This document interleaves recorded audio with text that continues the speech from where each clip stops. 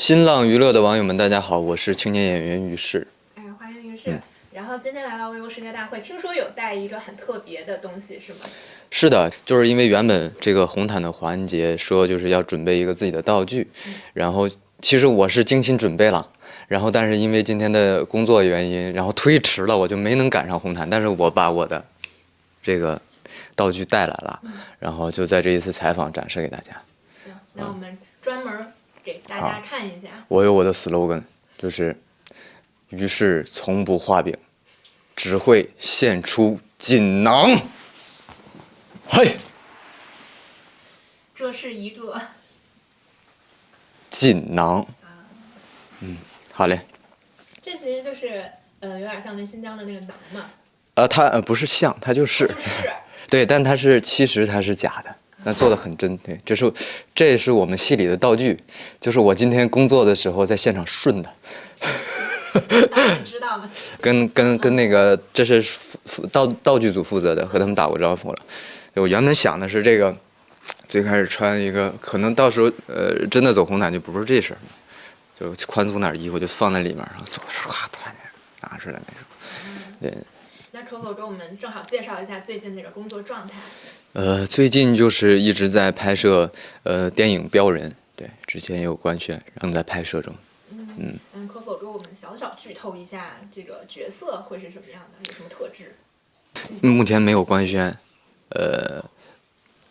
我暂时不太方便透露，但是这个角色肯定会给大家带来惊喜，这是一定的。这不是说那个在宣传啊，这个一定会给大家带来惊喜，对，大家可以期待一下。好，那我们说一个官宣了的，就是《封神2》即将在春节跟大家见面了嘛，终于定档了，自己内心感受如何？感受挺开心的啊，就是因为从《封神》第一部上映之后，其实第二部一直都在筹备的过程中，在后期，所以其实自己也知道肯定总会有那么一天会上映的，只是时间问题。然后一直做好着迎接它的准备，所以现在知道它春节档上映，然后就是要做好后期的这个宣传工作吧。对。那可否跟我们剧透一下，在第二部里姬发它会呈现出哪些不同的面貌？姬发第二部，它处于一个男孩和男人的过渡期，在我看来，然后他身上要背负的责任会比第一部更重一些。第一部他可能更多的是可能有他儿时的梦想，然后只是跟自己相关的，就是自己在抗争，自己在对自己的未来做选择。但是第二部他其实要承担起一个地域，也就是他的家族、他的家乡，有这些重担要扛在自己的肩上，所以他会展现的比第一部更加的成熟一些。对，但是他是在这个，他比较有趣的是第二部，他是从你可以看见他的成熟的过程，还不是说第二部一上来你就会觉得姬发已经换了一个人。其实第二部它是一个过渡期，你会慢慢的发现，比如说西岐经历了一些事情之后，姬发其实会慢慢的变得更像领导，更像统帅。对，因为第三部肯定大家就是武王伐纣嘛，就是他其实是为这个后面做的一个铺垫，算是。所以第二部对姬发来说是很重要的成长的环节。对，成长的环节，对。敬请期待。封神一的路演就很出圈嘛，大家都是18般武艺的在那现活，会不会今年隐隐感觉到一些压力？压力其实不会有压力，就我觉得这个是一个工作中享受的这么一个过程。因为通过路演，大家就是主创团队在一块儿，不管是用自己什么样的活儿去让大家开心，然后能够看到一个好的结果，就是我们通过宣传的方式，因为整活其实就是一种，我觉得算是比较与时俱进的宣传，可以结合一些网络新媒体，比如说我们在微博上发一些视频，可以看到大家通过这种努力之后，看见电影的票房随着我们的整活慢慢的好起来的时候，其实挺有成就感的，就是它是另外一种工作的享受，和拍戏还不太一样。拍戏可能是你长时间的大家在一块儿，拍一个作品，但是路演的那个感受是大家在集中的短时间里，大家所有齐心协力，希望能够让更多的影迷朋友、观众朋友能看见有这么一部作品，然后让大家走进电影院，然后希望大家能够开心。对，这个是另外一种乐趣。对，那最近有没有学到一些新的个人技，可以路演的时候展示一下？新的个人技，我还真的一时说不出来。行，那敬请期待。对，就敬请期待吧。想一想。对。那之前也凭借《封神》第一部荣获了这个百花奖最佳新人奖吧？我看现在微博头像也是那个照片。所以这个奖在你的演员之路上有一个怎样的象征意义？我觉得新人演员嘛，就是肯定是一种鼓励，也是一种鞭策。能够拿到这个奖，首先我会觉得哇，好像自己是干演员这块料，但说白了一点就这种感觉。同时又让我知道我在今后的演艺道路上一定要更加努力。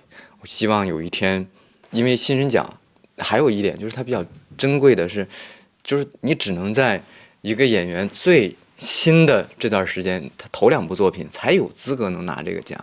所以我觉得我很幸运的是，我正好在我头2部作品的时候有这么《封神》第一部这样的作品能够让我拿到新人奖。所以我之后的演艺生涯，我觉得就要继续努力。然后我希望能够有得到更多的认可，对，通过自己的演技去征服观众，对。那迈入了这个新人阶段，有给自己制定下一个目标吗？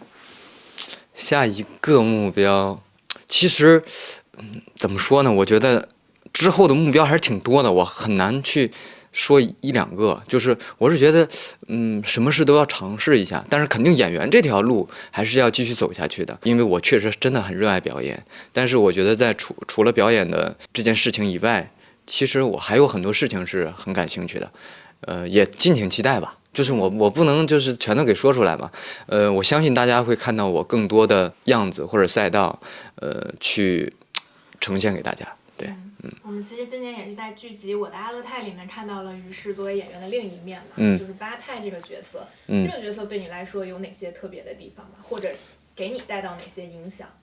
拍摄《我的阿勒泰》的过程其实是特别难忘，然后很享受的，因为就是能感受到特别浓烈的这种创作氛围。其实每一位演员在这个戏中，其实大家都是一个共同去创作的那个感觉。我其实第一次，虽然我拍的戏很少啊，但是我之前可能拍的一些作品可能都是电影，然后一些就是商业片。对，那阿勒泰其实它的气质更偏向于艺术片、文艺片的那种气质，其实它的创作氛围是不一样的，也是我其实一直很向往的。就是之前一直在想，我说，哎呀，其实自己好想去拍一拍某些这种类型的片子，但是阿勒泰就给了我这个机会，同时它满足了我的想象，甚至超出了我的想象。我觉得这种创作氛围非常好。而且真的结果是非常的惊喜意外的，然后能够得到这么多观众的认可，我觉得非常的荣幸，而且很幸运。对，希望将来也能够还会有这样类似的机会，对，能够真的好好的去特别用心投入的去创作一个角色。对，因为八泰他还是一个他的气质比较多元嘛，他的创作空间还是非常足的。对，做演员拍这样的角色非常过瘾。对。我们听说就是八泰在剧里，比如说给文秀的眼镜上别小花啊，然后还有给文秀还有踏雪掰苹果什么，都是你自己设计的。算是对，因为这也不能说完全是设计吧，因为其实剧本从最开始写出来，它在文本上其实你很难去把很多比如说在这个现场的细节给交代出来。他会告诉你你比如这场戏你的目的是什么，你要来干嘛，但是这不得不说，就是我们真正，比如说在一个实景去取景的话，你在现场会遇见很多不确定因素。这个不确定因素是双刃剑。如果说不好的，就是比如说你骑着马，那个马不听话，或者说旁边的马走来走去，这是对不好的。但是还有一种不确定因素，就是你突然到这个场景，会看见一些你原本昨天根本没有想到的东西。有很多表演，其实就是这个，我之前也真的好好想过，就是你当提前预设过。那个表演会相对来说，那是演，就再怎么着都是演。虽然演戏它本身就是在演，但是它会在一个框架下，因为你已经预设过了。比如说我提前就知道这有朵花，我就知道要，这有朵花。但是到了那个，比如说摘花那一场，到了那个草地上，看见远远的一个女孩躺在那儿的时候，我没有想过说我提前我要想，我非要设计这一朵花。在走戏的时候，因为先要走戏嘛，我也要征求导演的同意。在我正常演戏的这个过程中，我就注意到了地上就是有很多的小黄花。这个是之前没有想过的。我说这个就很好，就是它是随机应变，其实是一种这种随机应变会让这个表演变得更生动，就不是说哎呀你非要好像提前就设计好了。其实我当时想出这个点，就是完全是现场的临时发挥，因为它代表着一种隐喻的情感。因为在那个情景下，八太没有办法直接对文秀表达对他的那种情感，因为前一场紧接就是有一个八太刚刚被父亲被扇了一个嘴巴，然后他非常的委屈，所以走过来他是那种非常隐忍的，他很想，在我当时的想象中，就是八太是一个很想告诉这个女孩，哎呀，我对你的感觉，同时但是我好像没有办法跟你在一起，这种话想说但是又不能说。所以这朵花其实代表的含义是很多的，一个是随手的感觉是一个小调皮，同时其实这朵花代表着八太想对他说的话，就这种感觉其实全都是在现场，就是灵感是一下子就出来的。对，我们突然又回到了当时追剧的时候，那种有点遗憾的感受了。是的，是的。那行，那我们最后玩一个轻松的，就这儿有三种话题词，然后可以选择一个，打开来会有对应的剧集和综艺，然后我们可以聊一下，如果跟于是有关的，就可以聊一下幕后故事，然后如果没有参与其中，就聊聊对他的感受。烧脑迷宫、意难平、少年成长。哎，我就选这少年成长吧，或者意难平也行。算了，少年成长吧。我就打开念是吧？对，行。这个应该是跟我们有。哎呀，你看看，确实是。封神训练营。之前在这个《封神训练营》综艺里也给大家留下很深印象。那自己有没有想要尝试的其他类型的综艺？如果真的是，可能跟音乐相关的吧，就是音乐创作类型的，就我觉得还可以。最近在剧组里还有给大家弹唱吗？啊，有，因为这个，我们标人是在前段时间刚刚转场到北京拍，然后在之前的2三个月的时间，一直都是在新疆的戈壁克拉玛依拍摄，所以我们当时的那个现场的条件相对来说比较原始，同时没有信号，就是不是说信号差刷不了网，是你只要进入到那个区域，就是直接全都是无服务。所以你在现场除了拍戏和等待的时间，你要么就看看书，要么就对吧发呆看看风景。所以在中间的时候，我就把我的琴每天都会放在车上，然后带到现场，然后在中间有些休息的时候，我就会自己弹琴，有的时候会在车外面弹，然后就给大家唱一唱。对，最近的拿手曲目是什么？拿手曲目都是我自己的歌。